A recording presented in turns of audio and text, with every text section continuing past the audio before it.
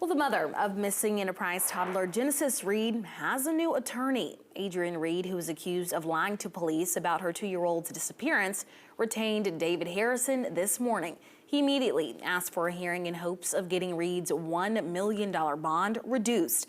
Though not publicly identified as a suspect, prosecutors say she's a flight risk, a claim that Harrison disputes. It's been nearly 9 days since Reid reported her daughter left her apartment on Apache Avenue. David Harrison joins us within the next hour on News 4 at 6.